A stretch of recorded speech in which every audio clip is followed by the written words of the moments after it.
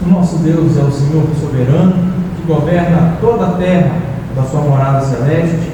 Ele é um Deus que faz tudo conforme a sua vontade. É um Deus cheio de misericórdia, de fidelidade, de bondade, e Ele é digno de ser louvado e exaltado.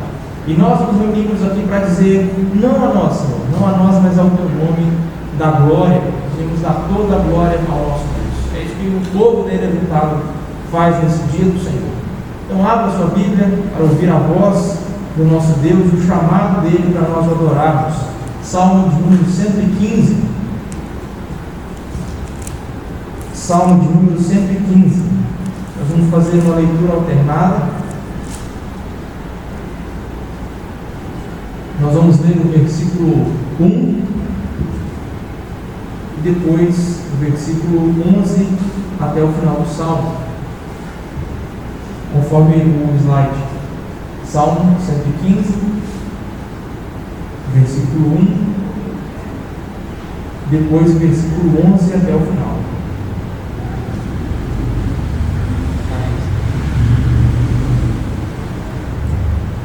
Salmo 115, verso 1, depois o verso 11 até o 18.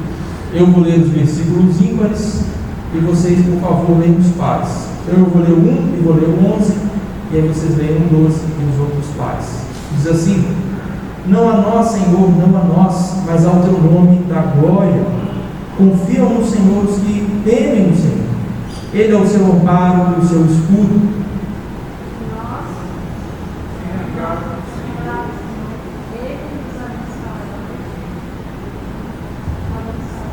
Vamos de novo, verso 11. Confiam no Senhor os que temem o Senhor. Ele é o seu amparo e o seu escudo. Nossa fidelidade do Senhor, Ele nos abençoará a casa de Israel, abençoará a casa de Arão. Ele abençoa os que temem o Senhor, tanto pequenos como grandes.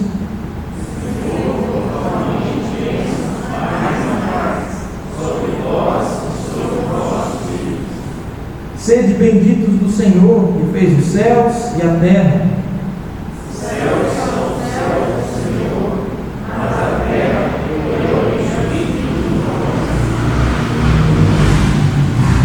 Os mortos não louvam o Senhor, nem os que descem à região do silêncio. Nós, porém, bendiremos o Senhor, desde agora e para sempre. Aleluia. Amém. Aleluia. Nosso Deus é digno de louvor. É isso que nós vamos fazer com as nossas orações, nossos cânticos. Quando ouvimos a sua voz na palavra, nós estamos adorando a Deus conforme Ele nos ordenou na Bíblia. Vamos orar ao nosso Deus, louvando o nome dEle, e vamos ficar de pé para entoarmos cânticos de louvor ao nome dEle. Senhor nosso Deus, bendito é o Teu nome sobre toda a terra, Tu que está nos céus e governa tudo de forma soberana, majestosa. Nós reconhecemos a Tua grandeza, o Teu reinado, o Teu poder, a Tua grande sabedoria, reconhecemos a Tua eternidade. Tu eras desde o princípio e sempre há de ser, em Ti não há variação ou sombra de mudança alguma. Tu não és como nós somos, mortais, falíveis, que mudamos de opinião, mudamos de ideia o tempo todo, e nós somos completamente dependentes de Ti. Como Teu povo reunido aqui, em nome do Senhor Jesus Cristo, nós suplicamos, recebe este culto, recebe essa adoração, seja agradável ao Senhor, ajuda-nos a prestar um culto em espírito e em verdade, agradável a Ti, ajuda-nos a nos concentrar e ajuda-nos que nós ou qualquer homem não seja o centro, mas que o Teu nome receba toda a glória. É isso que nós pedimos e assim oramos em nome do Senhor Jesus. Amém. Fiquem de pé, vamos cantar ao nosso Deus o hino número 3 do nosso inário, a igreja em adoração, hino número 3, e depois também o cântico Aquieta Minha Alma.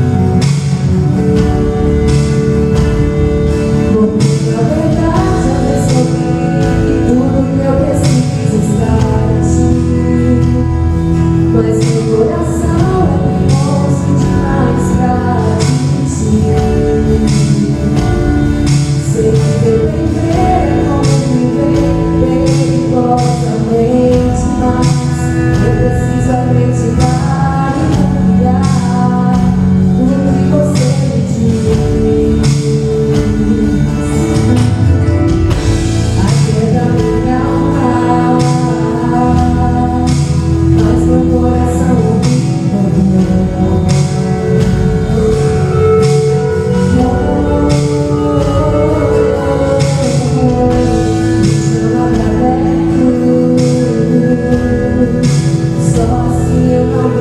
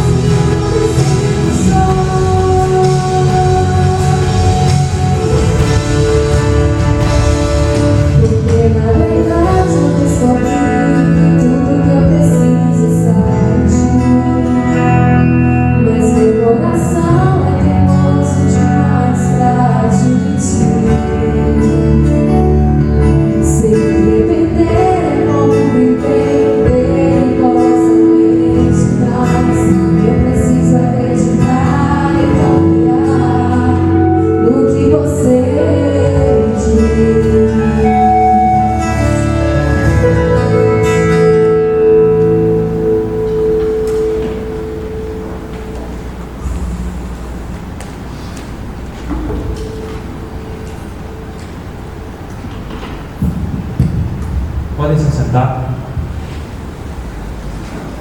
Abra sua Bíblia na carta de Paulo aos Filipenses, no capítulo 2. Paulo aos Filipenses, capítulo 2, versículos 1 ao 4.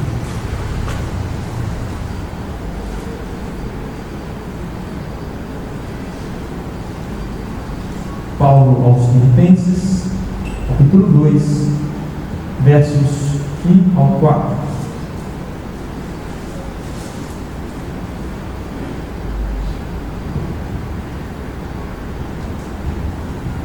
Eu farei a leitura do texto e vocês acompanham.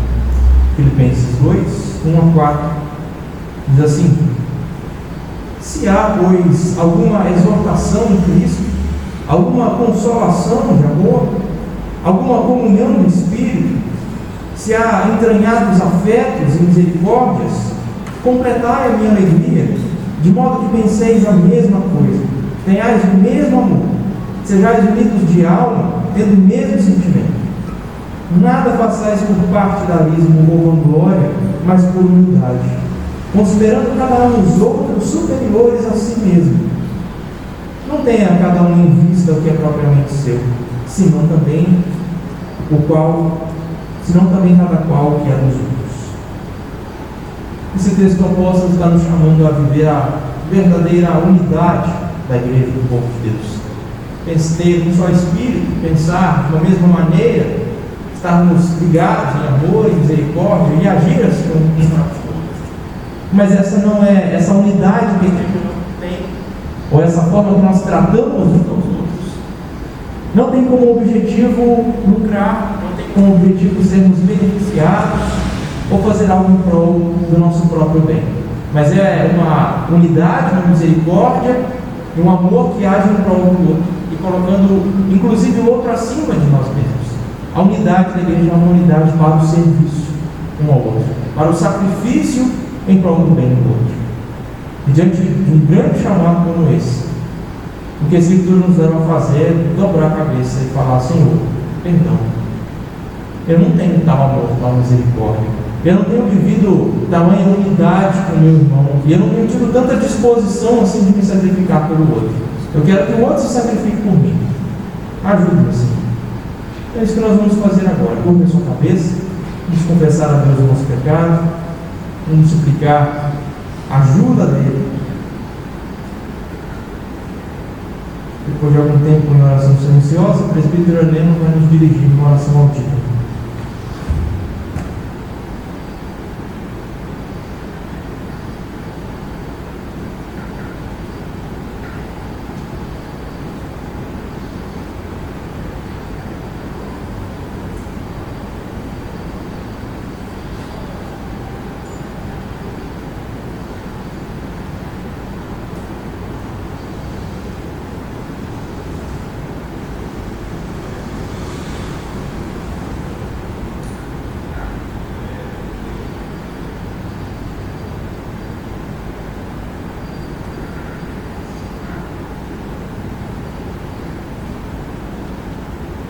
Pai amado, mais uma vez nós estamos aqui nesse local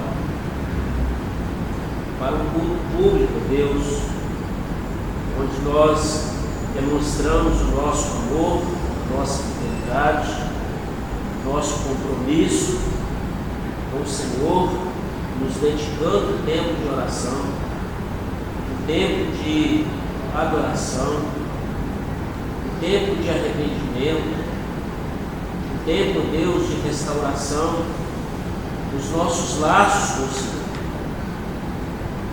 Sabemos, ó Deus, que para sermos restaurados completamente, há necessidade da nossa rendição, das nossas confissões,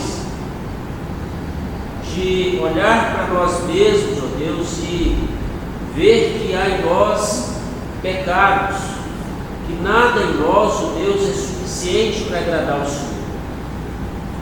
Portanto, Deus, é necessário que nós, nesta hora, confessemos os nossos pecados, ó Deus, e os deixemos, porque só assim podemos ser completamente restaurados após ser perdoados pelo Senhor. E é o que nós fazemos nessa hora, ó Deus, depois que a igreja se prostrou diante do Senhor em oração, em arrependimento, colocou tudo aquilo que tem feito, Deus, que não tem te agradado, porque o Senhor é o Deus perdoador, é o Deus que olha para nós com olhar de misericórdia. E nós não temos dúvida, ó Deus, que aquele que arrependeu, aquele que pediu perdão, aquele que perdoou, foi perdoado nessa hora. E nós então nos colocamos diante do Senhor como igreja, pedimos ao Senhor que leve em consideração as nossas orações, ó Deus, a nossa postura, e principalmente, ó Deus, o perdão que nós lançamos sobre aquele que nos magoou, aquele que fez mal a nós, porque só assim o Senhor pode nos perdoar, porque a Tua palavra diz: se nós perdoarmos aquele que nos ofendeu, o Senhor também nos perdoa. Mas se nós não perdoarmos, tampouco o Senhor nos perdoará. Nós cremos, ó Deus, que nessa hora nós não temos nenhuma mágoa no nosso coração, não temos nenhuma rixa contra o outro. Por isso, ó Deus, nós estamos livres para sermos perdoados. Oramos assim, ó Deus, em nome de Jesus. Amém. Fiquem de pé. Vamos cantar o último versículo do Salmo 19, pedindo a Deus que as palavras dos nossos lábios e o meditar do nosso coração sejam agradáveis na presença do Senhor.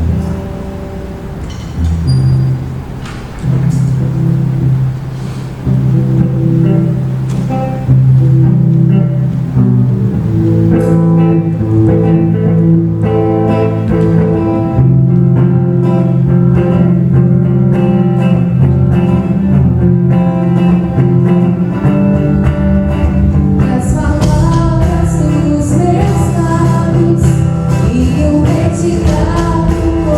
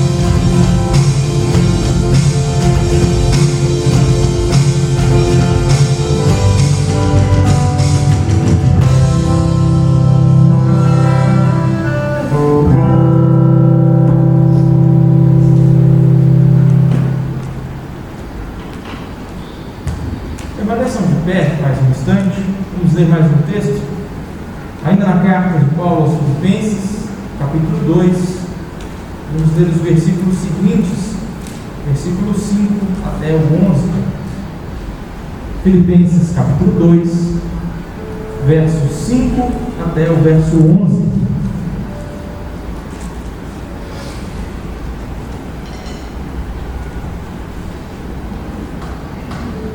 O mesmo texto em que Paulo nos exorta e nos chama a uma vida de unidade, de humildade, e nos leva a nos confessar e reconhecer a nossa culpa. Paulo também fala da redenção que há por meio de Cristo. Fala do exemplo que Cristo nos dá de grande humildade. Ele diz: tende em vós o mesmo sentimento que houve também em Cristo, pois ele, subsistindo em forma de Deus, não julgou com usurpação de ser igual a Deus. Antes a si mesmo se esvaziou, assumindo a forma de servo, tornando-se em semelhança de homens, e reconhecido em figura humana, a si mesmo se humilhou, tornando-se obediente até a morte, e morte de cruz, pelo que também Deus o exaltou sobremaneira, e lhe deu um nome que está acima de todo nome, para que ao nome do Senhor Jesus se dobre todo o joelho, no céu, na terra e debaixo da terra, e toda língua confesse que Jesus Cristo é Senhor, para a glória de Deus Pai. Amém. Então, nesse texto, Paulo nos dá um grande exemplo de humildade de Cristo, que, habitando em sua glória, se esvaziou, assumiu a forma de servo, se humilhou até a morte de cruz, para a nossa redenção, para a nossa salvação, para o perdão dos nossos pecados. Se você está em Cristo, se você crê que o Senhor morreu na cruz pelos seus pecados, que Ele desceu de sua glória para a sua salvação, você está perdoado do seu pecado, purificado da sua iniquidade. Isso nos chama a agradecer a Deus, a cantar sobre esse grande amor e essa grande humildade. E é isso que nós vamos fazer. A canção de Jesus, Filho de Deus, fala sobre essa humildade do nosso Senhor Jesus Cristo, a sua morte e ressurreição para nos salvar. Vamos cantar, e durante esse cântico, se você trouxe seu dízimo ou oferta, aproveite esse momento para depositá-lo.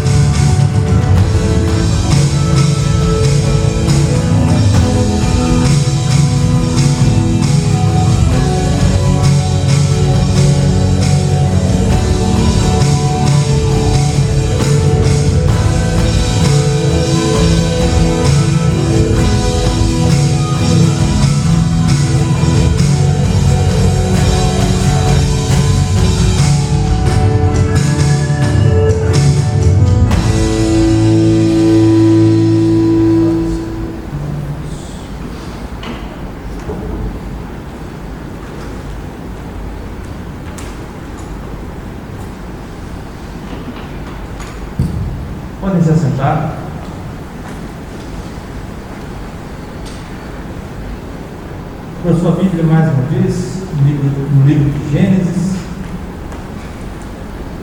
Nós vamos para o capítulo 11 e ler os versos 1 até o 9. Gênesis capítulo 11, versos 1 a 9.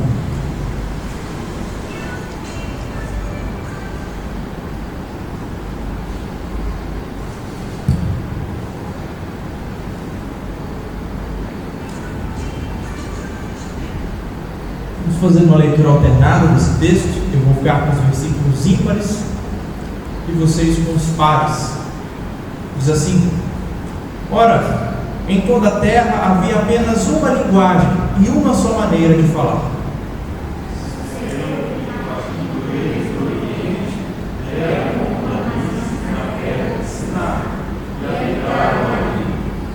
E disseram uns aos outros: vinde, façamos tijolos e queimemo-los bem. Os tijolos serviram-lhe de pedra e o betume de argamassa.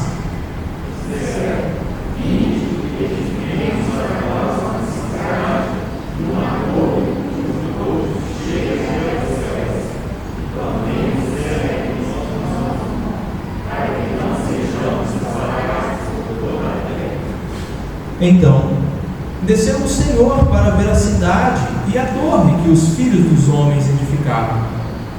O Senhor disse: eis que o povo é um, e todos têm a mesma linguagem. Isso é apenas o começo. Agora não haverá decisão. Vinde, desçamos e confundamos ali a sua linguagem, para que um não entenda a linguagem do outro.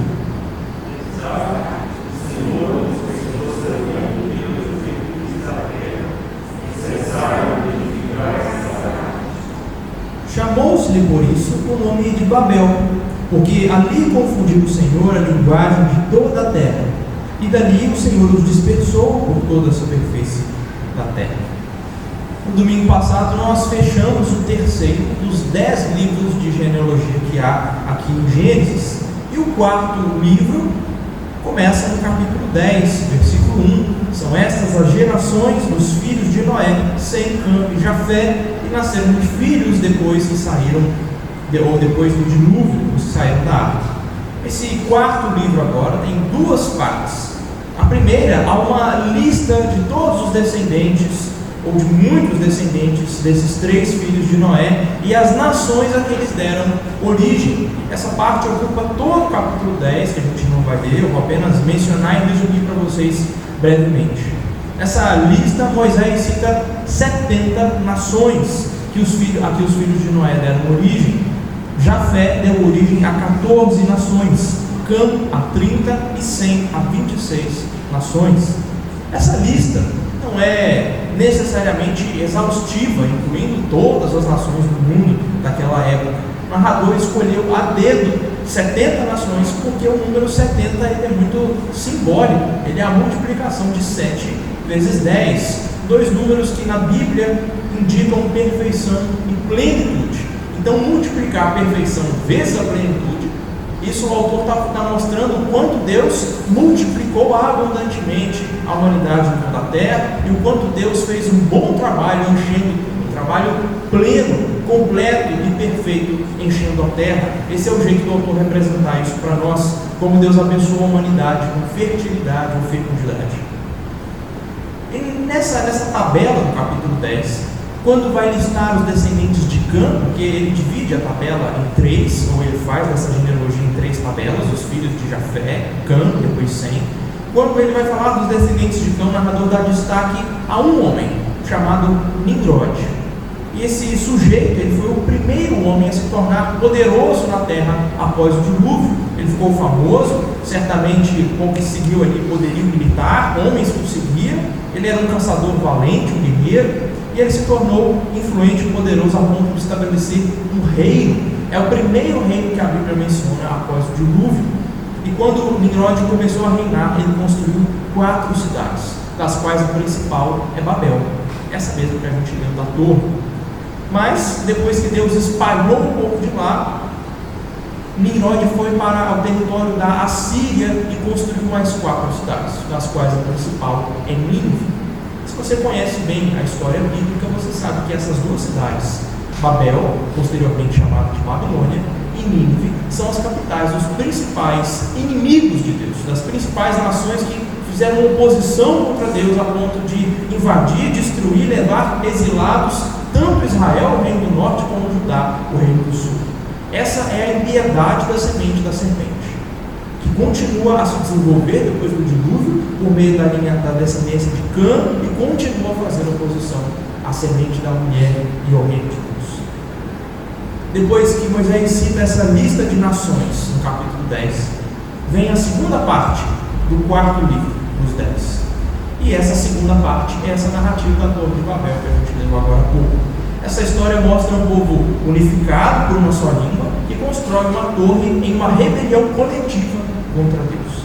Mas, na verdade, o capítulo 10, numa linha temporal cronológica, ele vem depois do capítulo 11. O autor aqui ele inverte, fazendo meio que um flashback, mostrando as nações espalhadas na terra e depois mostrando o que aconteceu para que elas se espalhassem assim. E essa é a história da Torre de Babel. Foi por causa do que aconteceu lá que as nações se dividiram na forma como a gente lê no capítulo 10. O narrador parece inverter essa ordem porque ele quer fechar o 4º livro mostrando o juízo de Deus, mostrando o quanto a raça humana é incorrigível e ela é perversa, ela é corrupta. A despeito de tudo que o Senhor fez para criar, sustentar, corrigir e renovar a terra e a humanidade, o pecado continua a avançar, continua a progredir. A terra continua se enchendo da maldade humana. Então vejam o cenário para essa história agora, versículos 11 e 12, é o cenário dessa história da Torre de Babel. Ora, em toda a terra havia apenas uma linguagem e uma só maneira de falar. Aconteceu que, partindo eles do Oriente, deram uma planície na terra de Siná e habitaram ali. Então, antes de Babel, antes desses incidentes que a gente vai ver daqui a pouco, havia apenas uma linguagem em toda a terra.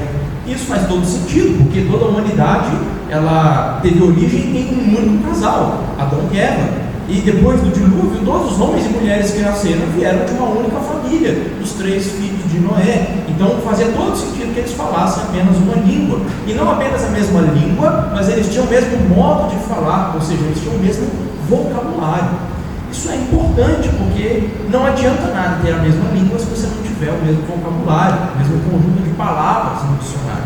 Se você já assistiu ou já ouviu alguém de Portugal, na Europa, você tem dificuldade de entender, porque embora eles também falem português, a mesma língua que nós, eles têm um vocabulário muito diferente, um jeito de falar muito diferente, e é difícil a gente se comunicar com portugueses, mas não era assim antes de Babel. Em toda a terra havia apenas uma linguagem e um vocabulário, e uma maneira de falar. E essa unidade na linguagem facilitava a comunicação. Na verdade, tornava possível uma ótima comunicação e uma cooperação para qualquer tipo de trabalho ou de projeto, o que infelizmente foi usado por mal. E é isso que o autor vai nos mostrar a partir de agora. No verso 2, ele diz que um grupo partiu do Oriente até chegar em Siná, também chamada mais tarde de Suméria. Essa é a região da Mesopotâmia, que mais tarde vai ser chamada de Babilônia, e onde hoje é o Iraque. Se você pesquisar lá no Google Iraque mapa, você vai ver onde que é essa região do Siná. E deve chamar a nossa atenção o fato de que esse grupo veio do Oriente. Isso porque a direção do Oriente tem uma conotação negativa em Gênesis. Essa é a direção para onde vão aqueles que se desviam de Deus, aqueles que vivem contra Deus e que se rebelam contra Deus. Deixa eu dar alguns exemplos. Depois de serem expulsos do jardim do Éden, Adão e Eva foram para o Oriente. Depois que Caim matou Abel e foi amaldiçoado por Deus, para onde ele foi? Ao Oriente. Quando Ló se separa do seu primo Abraão, para onde ele vai? Para o Oriente, para as cidades de Sodoma e Gomorra, que a gente sabe que são cidades que fizeram oposição a Deus, cidades rebeldes que viviam em promiscuidade. Por isso, em Gênesis, ir para o Oriente ou sair do Oriente é simbolicamente se afastar de Deus, é viver fora da bênção e da presença de Deus. E aqui no capítulo 11, isso já é um indício para nós nós de que essas personagens aqui, elas provavelmente são descendentes de Cã. O capítulo anterior, o 10, parece confirmar isso, porque diz que foi Nimrod, um descendente de Cã, que edificou a cidade de Babel, onde tudo aconteceu. Então, vir do Oriente já é ruim. Mas ainda pior. Esse povo, ele chega na planície de Siná e eles resolvem habitar ali. E para a gente entender por que isso é ruim, ou como isso é ruim, a gente precisa se lembrar do contexto aqui do livro de Gênesis. Lá no capítulo 1, Deus criou o homem e a mulher, a sua imagem e semelhança, e ordenou a ele: olha, vocês vão ser fecundos, vão se multiplicar e vão encher a terra. E depois do dilúvio, a gente vê a mesma ordem dada a Noé e a sua família. Deus abençoou Noé e a seus filhos e disse a eles: sejam fecundos, se multipliquem e encham a terra. Por isso, habitar na planície era o oposto de encher a terra e povoar ela em toda a sua extensão. Em vez de encher os 4 cantos da terra como Deus ordenou, esses homens querem se concentrar num só lugar, e eles querem fazer isso, e fazendo isso eles já estão violando o mandamento de Deus, e assim começa o conflito da história. Esse é o cenário, onde tudo que acontece a partir de agora, a gente vai ver claramente o texto se dividindo em 2 partes a partir daqui. Na primeira, os homens agem, e na segunda metade, Deus responde. Então veja aí na sua Bíblia a ação dos homens, nos versículos 3 e 4.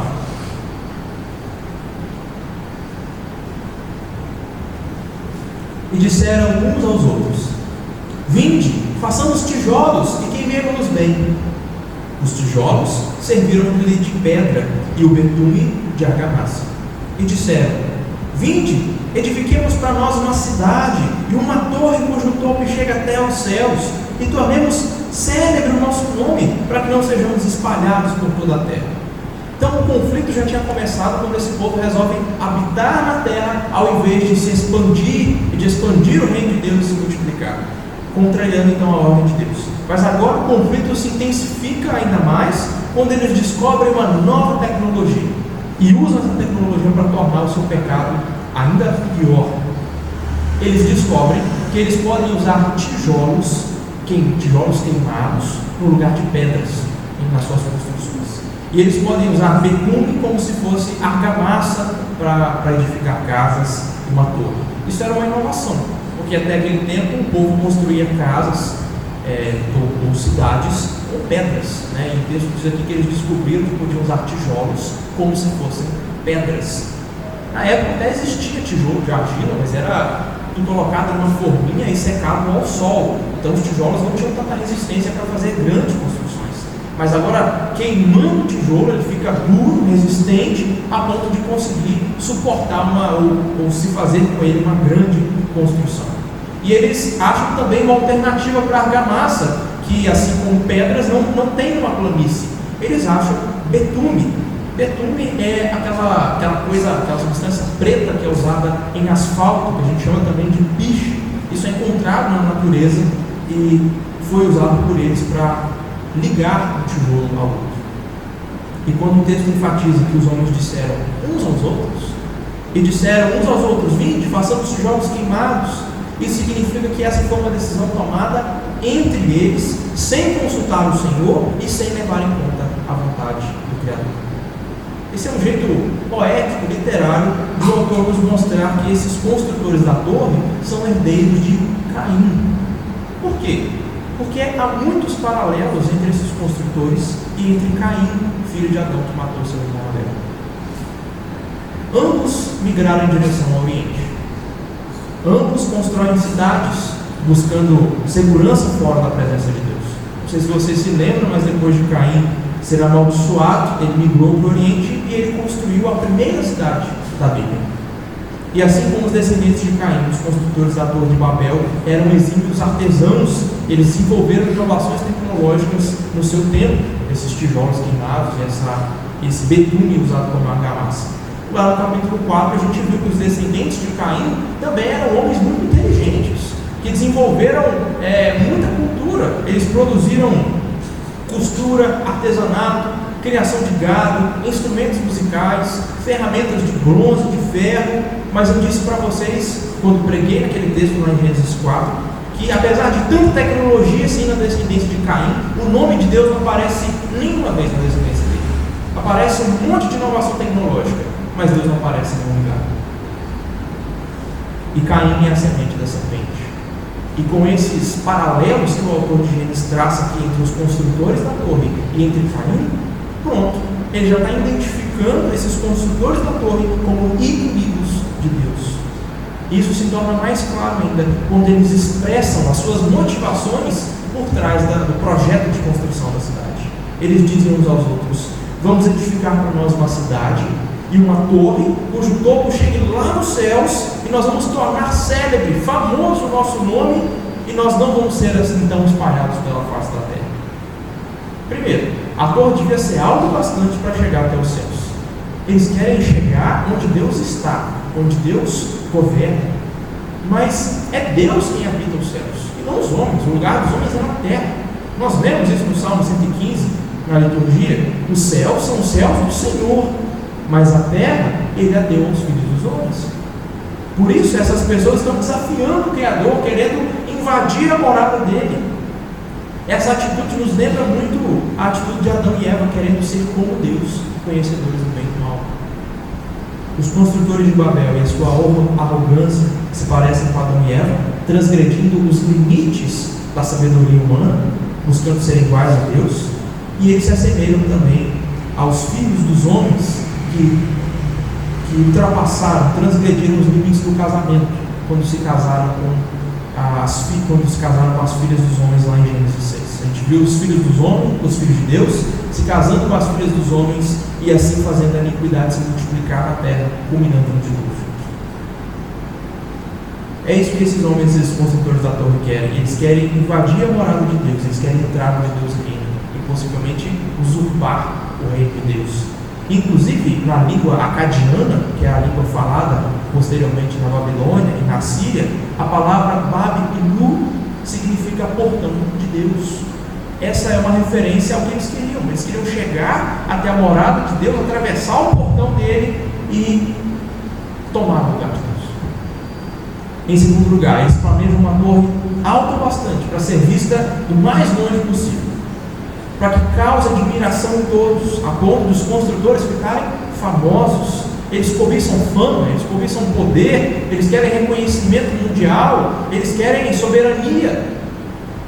Esses construtores estão futilmente querendo encontrar importância e imortalidade por meio das suas próprias conquistas e realizações. Os homens querem engrandecer o seu próprio nome por meio das suas façanhas. Eles querem o que muitos artistas querem hoje, crendo que as suas realizações se tornarão imortais, que eles serão lembrados para sempre, que a sua memória será perpétua pelos magníficos feitos. Será essa talvez uma tentativa de escapar da realidade da morte? Será essa uma maneira de tentar enfrentar a morte para aqueles que não têm a esperança do Redentor? Quem não espera a salvação do Redentor, quem não tem esperança diante da morte, ele tenta imortalizar a si mesmo. Ele tenta estender a sua existência para que a sua memória não se apague. Assim são os homens que não têm esperança diante da morte, não têm esperança no Redentor. Eles começam a construir a torre querendo engrandecer o próprio nome, mas é só Deus que engrandece o nome dos homens. No capítulo seguinte, o 12, Deus vai prometer a Abraão: eu vou engrandecer o seu nome. E mais tarde, Deus vai prometer a mesma coisa a Davi, no segundo livro de Samuel, capítulo 7. Eu te darei um grande nome. E como nós lemos Paulo dizendo aos Filipenses, Deus Pai deu a Jesus um nome que está acima de todo nome, para que diante dele se dobre todo o joelho nos céus e na terra, todo aquele que confessa que Jesus Cristo é o Senhor. E Cristo promete dar a mesma coisa a nós, os crentes da sua igreja. Ele diz em Apocalipse 3: ao vencedor, eu farei com que seja uma coluna no santuário do meu Deus, e dali jamais sairá. Eu gravarei sobre ele o nome do meu Deus, o nome da cidade do meu Deus, a nova Jerusalém que desce dos céus, vinda da parte do meu Deus, e eu darei a eles um novo nome. É Deus que tem a prerrogativa de exaltar ou de engrandecer o nome de alguém, mas em Babel o povo procura engrandecer o próprio nome. Eles querem ser como Deus, querem fazer o que Deus faz. E em terceiro lugar, esses construtores ainda dizem que o seu projeto vai servir para que eles não sejam espalhados pela terra. Mas ora, ser espalhado pela terra não é precisamente a vontade de Deus, não é exatamente o que Deus ordenou para a humanidade. Deus criou homem e mulher à sua imagem e semelhança, e ser imagem e semelhança de Deus implica ser o seu representante na terra, ser o representante do seu reino neste mundo. Eles deviam se espalhar por toda a terra e, consequentemente, espalhar o reino de Deus pela face da terra. Mas em Babel, eles se recusam a expandir o reino de Deus porque eles querem construir o seu próprio reino sem Deus, um reino onde Deus esteja ausente. Eles querem viver num reino onde eles mesmos governem e não Deus. Eles querem um reino onde eles vivam debaixo das suas próprias leis e não dos mandamentos de Deus, onde eles façam a sua própria vontade e não a vontade de Deus. No centro dessa cidade, no centro dessa torre, está o amor próprio, está o ódio, a rebelião contra Deus. Hoje, a humanidade que idolatra a si mesma, humanistas, estão indo conhecer o espaço, esperando subjugar até mesmo os astros, a Lua, Marte. Esses dias saíram imagens aí de Marte. Por meio da engenharia genética, o homem quer clonar, quer moldar os seres vivos à sua própria imaginação. O que é isso? Senão a mesma atitude dos construtores da torre. Portanto, vejam que o pecado desses homens é triplo. Eles buscam transgredir o limite estabelecido por Deus entre céu e terra. Eles querem invadir o céu, a morada de Deus, e usurpar o seu trono. Eles planejam, em segundo lugar, adquirir fama, buscando uma identidade, uma importância, independentemente de Deus. E em terceiro lugar, eles desobedecem ao mandamento divino de encher a terra, se espalhando, porque eles querem servir ao seu próprio reino. Eles querem estabelecer o seu próprio reino e não o reino de Deus. Nessa planície de Siná, os homens utilizam suas habilidades tecnológicas, a sabedoria e a inteligência que Deus deu. Eles pegam isso e usam para o mal, usam para construir uma cidade e uma torre com o objetivo expresso, declarado, de honrar a si mesmos e desonrar a Deus. E isso faz a tensão da história chegar no máximo, no clímax. E agora, o que Deus vai fazer diante de tamanha afronta? É isso que a gente vai ver, versículo 5 até o versículo 9. Veja na sua Bíblia. Então desceu o Senhor para ver a cidade, a torre que os filhos dos homens edificavam. E o Senhor disse: eis que o povo é um e todos têm a mesma linguagem. Isso é apenas o começo. Agora não haverá restrição para tudo o que intentam fazer. Vinde, desçamos e confundamos ali a sua linguagem, para que um não entenda a linguagem do outro. Destarte, o Senhor os dispersou dali pela superfície da terra e cessaram de edificar a cidade. Chamou-se por isso o nome de Babel, porque ali confundiu o Senhor a linguagem de toda a terra, e dali o Senhor os dispersou por toda a superfície dela. Então a gente vê que logo Deus reagiu a essa rebelião humana. E o texto nos conta isso de uma maneira muito sarcástica, debochada, mostrando Deus descendo para ver a cidade e a torre. Os construtores pensaram que essa torre seria tão alta que ela chegaria aos céus, mas ela é tão pequena, tão insignificante, que Deus precisa descer para ver ela. É claro, isso não está dizendo que Deus tem alguma limitação, se precisasse realmente descer para ver alguma coisa como se ele não soubesse de tudo. Isso é uma linguagem figurada, é uma forma literária de expressar a futilidade do projeto desses homens. E o texto continua menosprezando essa empreitada quando diz que Deus desceu para ver a torre que os filhos dos homens edificavam. E aqui, filhos dos homens, enfatiza que os construtores dessa torre eram mortais, eram nada mais do que criaturas pequenas e insignificantes. Deus, por outro lado, habita os céus, e é de lá que ele vem, e de lá tudo ele governa. É um Deus que pode confundir a linguagem humana no estalar de Deus. Ele é um ser transcendente, complexo, muito acima da nossa compreensão. E ele diz a si mesmo: vinde, desçamos e confundamos ali a sua linguagem. Veja que ele usa o plural aqui. Vamos descer, desçamos. Qualquer que seja o sentido disso, Deus está mostrando superioridade. Você se lembra lá do relato da criação, no capítulo 1? Lá mesmo o plural aparece: façamos o homem, vamos fazer o homem a nossa imagem e semelhança. Quando nós passamos por aquele texto no início da nossa série, eu expliquei a vocês que esse plural pode ter 3 significados.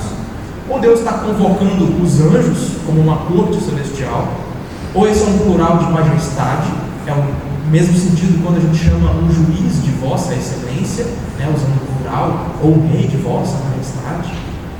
Ou, em terceiro lugar, pode ser um indicativo de que há mais de uma pessoa na divindade, como nos ensina a doutrina da Trindade. Eu acho que essa terceira e última opção é a mais provável, mas qualquer que seja a interpretação correta aqui, o texto está mostrando que Deus é alguém infinitamente superior a esses homens mortais. Ou ele comanda um exército de anjos, ou ele é cheio de majestade a ponto de precisar ser chamado no plural, de tão cheio de majestade que ele é, ou ele é um ser complexo, que existe em mais de 3 pessoas distintas, mas que são eternamente unidas e iguais em honra, poder e glória, como a Escritura revela mais adiante para nós. E Deus diz: esse aqui é um povo único, o povo é um, todos têm a mesma linguagem. E isso é apenas o começo. Se a gente deixar eles fazerem isso, não vai haver restrição para o que eles planejam ou intentam fazer. Deus parece estar demonstrando aqui a mesma preocupação que ele expressou quando Adão e Eva pecaram, lá em Gênesis 3. Deus disse assim consigo mesmo: eis que o homem se tornou como um de nós, conhecedor do bem e do mal. Então, o Senhor Deus por isso os lançou fora do jardim do Éden. Essas providências tomadas por Deus, tanto aqui na confusão de Babel quanto na expulsão do Éden, são um sinal da sua graça, da sua misericórdia. No caso do jardim, se homem e mulher tivessem comido da árvore da vida, eles viveriam eternamente sob a condição de pecado. Eles teriam uma vida sem fim, de mazela, uma vida de doença, de dor, de morte, de corrupção. E Deus diz: eu não quero que seja assim. Eu não quero que o homem viva para sempre nesse sofrimento.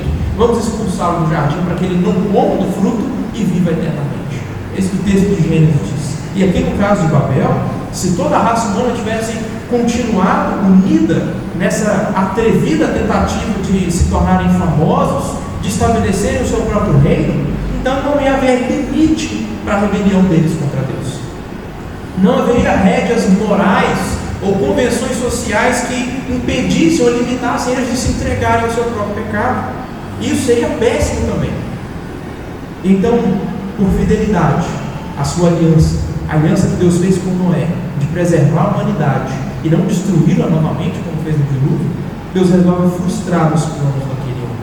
Como diz o Salmo 115 que nós lemos: no céu está o Senhor, e tudo faz como lhe agrada, diz o verso 3.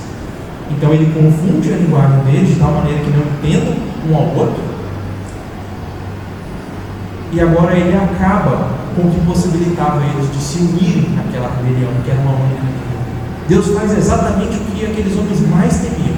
Mais cedo eles tinham dito: vamos construir uma torre para que não sejamos espalhados pela face da terra. E é exatamente isso que Deus faz. Eles tentaram desobedecer à vontade de Deus de encher a terra, mas a vontade de Deus sempre permanece de pé. Não importa o quanto você torça o nariz, não importa o quanto você se recuse, Deus sempre faz a sua vontade. Ninguém há que possa contrariar o Senhor. E assim, os construtores param o seu projeto e são dispersos sobre a face da terra. O fracasso da tecnologia deles está representado aqui por uma torre incompleta, uma torre feita pelas metades. Ela não pôde ser acabada. Enquanto os construtores da torre não conseguiram completar o seu projeto, Deus estabelece um número completo, pleno de nações, 70 vezes 10.